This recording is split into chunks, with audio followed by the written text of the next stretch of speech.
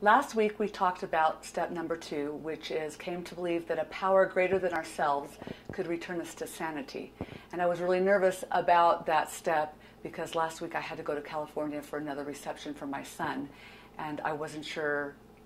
I was sure that it was going to go terribly. There was going to be lots of temptations, cake and food at the reception and fun food. Like California has the best food in the whole world, so I was sure I was going to be tempted by all of that. And so what I did was really just basically say every day, I have no idea how I could do today. I don't know how I could be good, but I'll just see what happens. And I had 7 days of abstinence this week, and I was really amazed. When we walked into the DoubleTree Inn and they handed us 2 packages of hot chocolate chip cookies, I just looked up and thought, I have no idea how I'm not going to eat this. But somehow I didn't, and I was okay. I didn't even cry that I couldn't eat it. This week our step is number 3, and it is we made a decision to turn our will and our lives over to the care of God as we understood Him. And I think that seems like really easy, like, okay, I'm just going to turn everything over to you, but I don't really think that's a very easy thing to happen, because there's lots of things that I feel willful about. I feel willful about my children, and I feel willful about, like, I want them to be happy, so I want them to follow certain rules, and I feel willful about a lot of things. And so turning all of that over to my higher power, or for me, God, then that's hard for me. One of the other tools that I like to use to kind of keep myself focused during the week is this little book. It's called Today Is Mine, and it's by Leroy Brownlow. It's made especially for addicts, so I particularly like it. It has a date, and I just read the one that is for that day, and it always seems like it's very applicable to what's happening to me.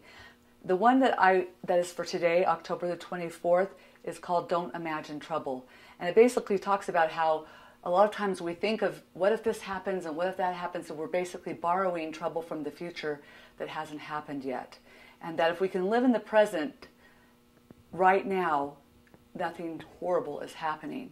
Mark Twain has a great saying in here, and he says, I am an old man and have known a great many troubles, but most of them have never happened. Today I'm going to not actually cook something, but I'm going to share with you one of my new favorite foods for breakfast. And I don't have a name for it except for eggs, yogurt, and toast, but kind of all together. So all I did was I made a piece of toast, and I toasted it the way I would like to. Now this one isn't hot, but yours would be hot in the morning. And then I take my spray butter. This is, I can't believe it's not butter spray. It's got way less calories than even the spread.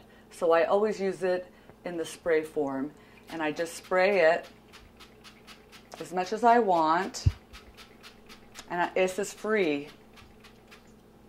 Let me see. This is free, so I just have that. I spray that onto my bread, and it gives it kind of a slightly, like butter has a slightly salty taste, it gives it a slightly salty taste.